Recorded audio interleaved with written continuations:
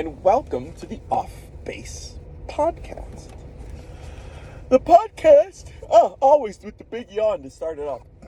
The podcast that is carefully crafted to remind you to suck a fat one if you think that you are the only one, because you're not. I'm your host. I am the Rocky Mountain no-name Jackass. And it's 39 degrees in the city of Aurora at 7:51 in the a.m. on Monday, January 31st, 2022. The cha is in. My wife's least favorite part of the podcast.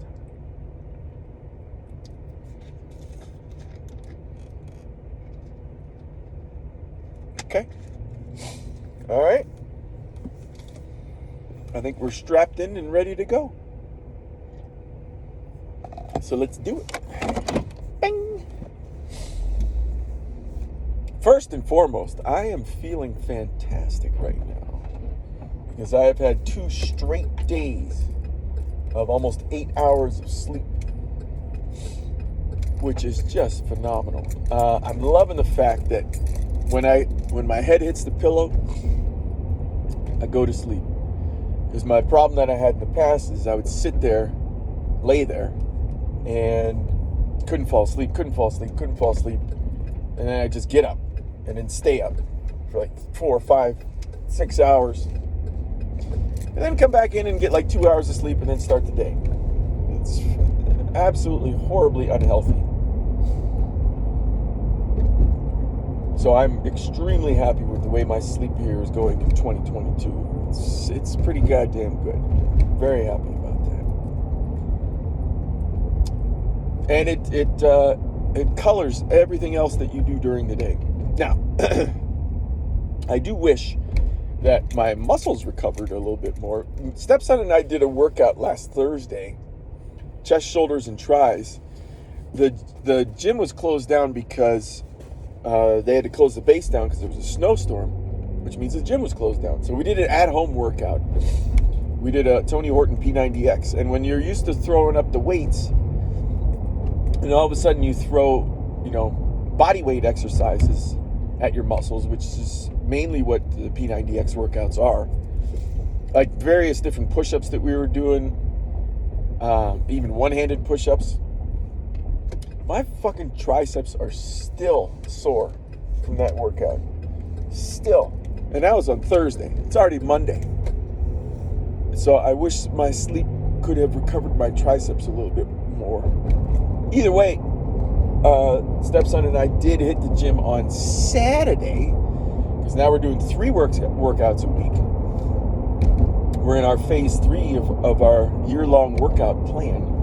Phase 2, we were just working out 2 days a week, and it made perfect sense to only go 2 days a week because we were maxing out our entire body on 5 basic strength training exercises. We're doing pull-ups, squats, bench, deadlift, and clean and jerks. And that takes a toll on you when you're trying to do your max every time, which is why we only went 2 days a week. Well, now we're focusing on specific muscle groups here in phase 3, so we're going 3 times a week. We have a pull routine, a push routine, and then a legs routine. And we did legs on Saturday, and I haven't squatted in, I think, about 2 to 3 weeks. And holy shit, my quads are still burning. So we did squats and deadlifts, so we hit the front of the leg and the back of the leg. And my legs were jelly yesterday, which was Sunday. We did the workout on Saturday, but they're still a little bit jelly today. So I got to build up the strength on those suckers. Keep going through. Today is our pull day. So the focus is back, shoulders, and biceps. Surprisingly, the shoulder is a funny muscle group because there are exercises in which you're doing a pulling movement, like an upright row or a lateral raise. And then, of course, there's exercises where you're doing a pushing movement, which is, shoulder pressing, the weight away from you. So we'll be doing that today, along with some abs. And I'm rather excited for it. But now that we got through the workout stuff, and by the way, I'm fucking hungry as fuck. Can't wait to get home and have my eggs and keto coffee to start off the day. Oh, I was supposed to get a new laptop for work, but apparently supply chains are constrained. It was supposed to get here on Saturday, but it didn't get here. So now I'm stuck. I can still do my job, but I'm stuck not having access to like company secure apps, which sucks. But in the long run, it's good that I'm getting this new laptop, getting everything upgraded, and I'll be talking with my IT guy when I get back, because I didn't really know this, but we have an office here in Denver that's about 15 minutes away, and if the laptop didn't get shipped, I'm just gonna go pick it up today. Fuck that, dog. Fuck that. So anyway, let's get to the highlights of the weekend, which was the NFC and the AFC championship games. Whoa! The Cincinnati Bengals versus the Kansas City Chiefs. And Patrick Mahomes, who I think went to 4 or 5 straight AFC championship games, failed to make it to the Super Bowl this time. And I got to tell you, both games were very exciting, but I got to tell you, I just had this feeling. I have no empirical evidence for this at all, no proof, but I feel as if that overtime rule was changed and teams could actually compete against each other versus against the coin toss, that it would have been the Buffalo Bills against the Cincinnati Bengals, and I think the Bills would have beat the Bengals. But I have no empirical evidence for that. That being said, Joe Burrow, second year man. Gotta love this kid, man. He's so cool under pressure. He's cool when he's talking to the cameras. He praises his teammates. Fantastic. I have seen nothing but great interviews from NFL quarterbacks for like the last 5-6 weeks. None of them are accepting praise. They are pushing the praise onto their teammates, and you gotta love that. As opposed to some of these NBA fuckers. Oh, one NBA fucker who is not accepting praise is what's his name from the Sixers? Oh, I fucking forgot his name. Khalid? I can't remember. I'm so old. Anyway, I saw an interview with him. Shaq and Barkley and Kenny and EJ were interviewing him. And I love that guy, man. Great humble attitude.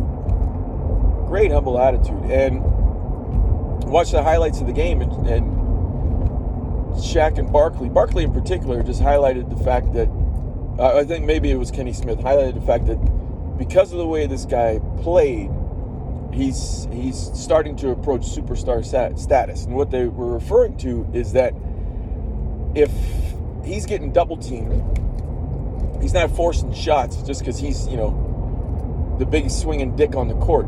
He's actually finding the open man and making his teammates step up and making his teammates better. And that's how you win championships in the NBA, man. You first develop yourself as an outstanding player, and then you make those who are around you better. But what the fuck do I know? I never played in the NBA. I'm just some no-name jackass. Anyway, to bring it back around to the NFC Championship game, another fucking great comeback. The Los Angeles Rams sticking it to the San Francisco 49ers in the California Bowl. I got a chance to listen to that game because we don't have cable. So anything that we have to pay for extra-wise, we typically don't do. Except for last week when we subscribed to Paramount Plus so that I could watch the games, and fortunately, that was a good short-term investment because the AFC Championship game was on Paramount Plus yesterday, so we got to watch that. But the NFC Championship game was on Fox, and you had to get it on, I think, Fubo or some shit like that. I hate technology. But they streamed the audio on YouTube. Like 6 or 7 different people streamed the audio on YouTube. And one guy who was streaming it, second half, he started to get the video. And I was like, ooh, okay, great. It was a 10-second delay between the video and the audio. So I heard the play, and then I saw the play, but it was great. I didn't have to pay the extra money, didn't have to sign up for any services. Fucking loved it. It was awesome. But what a great comeback, man. Rams were down, 18 at one point? Stormed back. Oh, no. I think it was the Bengals who were down 18 and stormed back to win. Am I confusing the games? I think I am. I think it was the Bengals who had the comeback victory, and the Rams and the Niners just had a nice hard-fought back and forth. It all runs together, man. I'm in my upper 40s. You gotta cut me some slack. But fucking Cooper Kupp, Jesus Christ. That guy should win MVP. Triple Crown winner for receiving. I think he went over 2,000 yards. Guy's having a great season. And I'm thinking the Rams are going to win this one in 2 weeks. I like the way that they play, man. They play well. Unfortunately, Jimmy G, he got his team to the NFC Championship, but every time I watch him play, he doesn't look good. He doesn't look poised. Yeah, he looks hurried. Good-looking son of a bitch, though, right? Anyway, that's going to be a fun game to watch, because this is one of the first years in a long time that I actually got to watch games during the season and watched all the playoff games. So now I don't necessarily have a dog in a fight in that there's a team that I'm rooting for, but I have a dog in the fight in that I can actually, the game means a little bit more to me because I watched how these guys got there, which is great, which is nice. I need Kleenex here.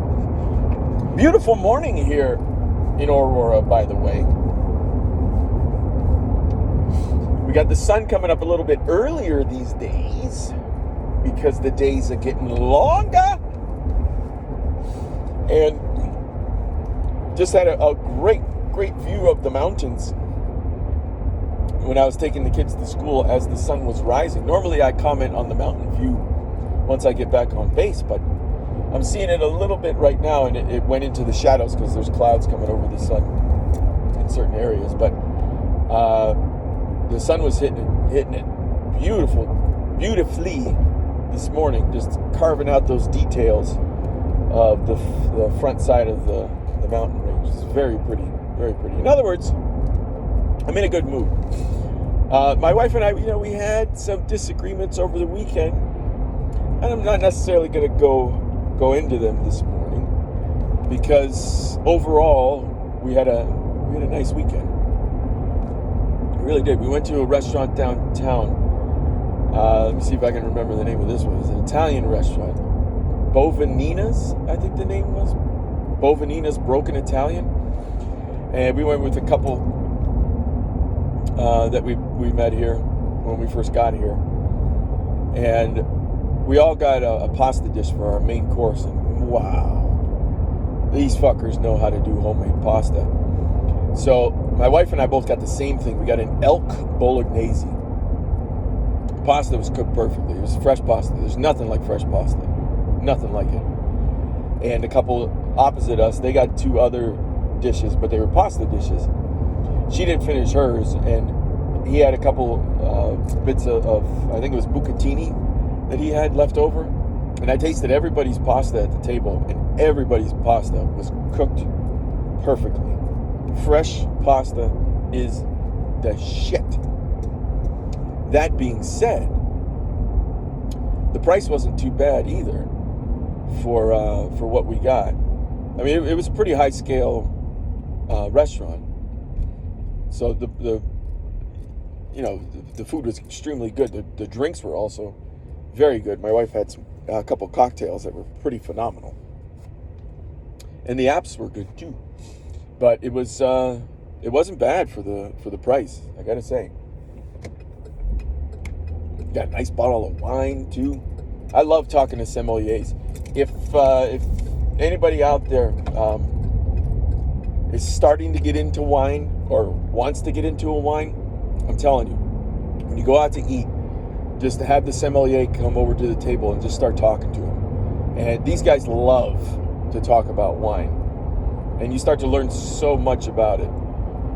And oftentimes, one of the most fun parts about chatting up a sommelier when you go to an Italian restaurant, in particular, at least for me, Italian or French, because I love Italian reds and I love French whites. The only reason why I've learned all this is because I've been talking to sommeliers.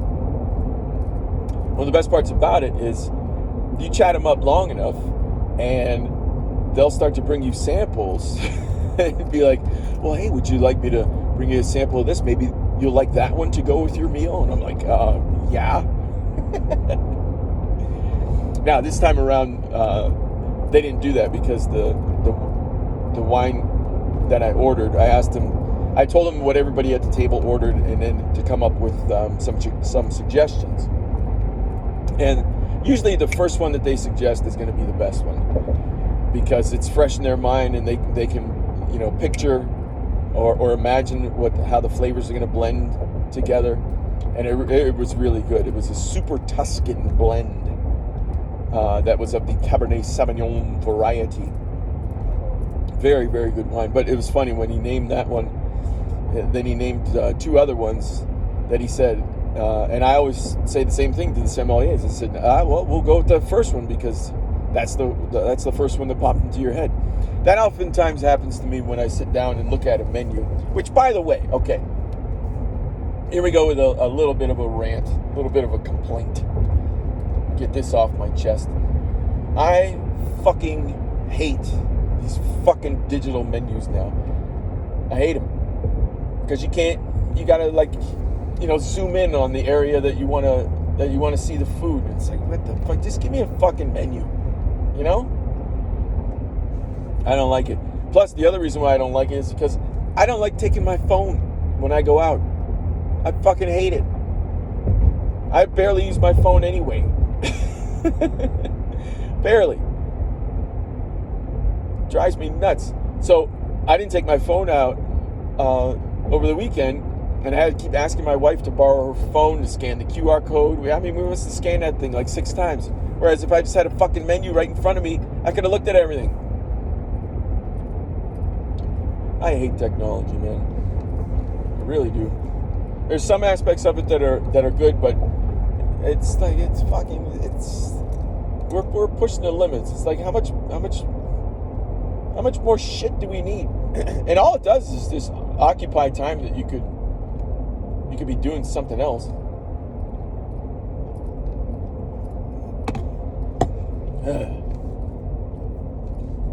One of the reasons why I stopped looking at my phone as often as I do, or as seldom as I do, is because I found myself psychologically going to it when I was bored. Like, no. Just, if you're bored, don't go to your phone. Think of something else that you can do in the meantime. Maybe just, get down on the floor, do 30 push-ups. Something like that. Or if there's something around the house that needs cleaning up, go do that. All right, there's my little rant on technology. But anyway, where was I? Talking about our dinner. Yeah, fresh pasta, man. And talking up sommeliers. Do that, everybody. Be a no-name jackass when you call the sommeliers over. I'm telling you, because like I said before, they love to talk about wine. So you're just gonna sit back and you're gonna take it all in like a sponge, and you're gonna appear smart to other people when they start asking about wine. Instead of I got to a point in Texas where I would have people over my wife and I would have people over for dinner all the time because I love cooking. There were some times where I'd make 4, 5, 6 course meals, just have people over for 6 hours. Because everybody in our neighborhood, they can just walk home. They can come over, they can get hammered, throw the kids in the pool, and meanwhile we're just hanging out eating. And what I started to do some point was, I was like, all right, I'm taking care of the food. You guys take care of the wine. These are the wines that I want you to go get. And they'd get them because they knew I'd be cooking for them. And we have enjoyed ourselves some very nice wines over the years. I highly recommend for like red sauce Italian dishes that you get your hands on a Barolo if you can. Barolo is by far and away my favorite wine. Brunellos might be a little bit better than Barolos, but they're more expensive. Can't remember if I talked about this before. But if you haven't had a Barolo before, there's some decently priced ones out there, like $40-50 a bottle, that you can have an enjoyable experience, an enjoyable culinary experience with a Barolo.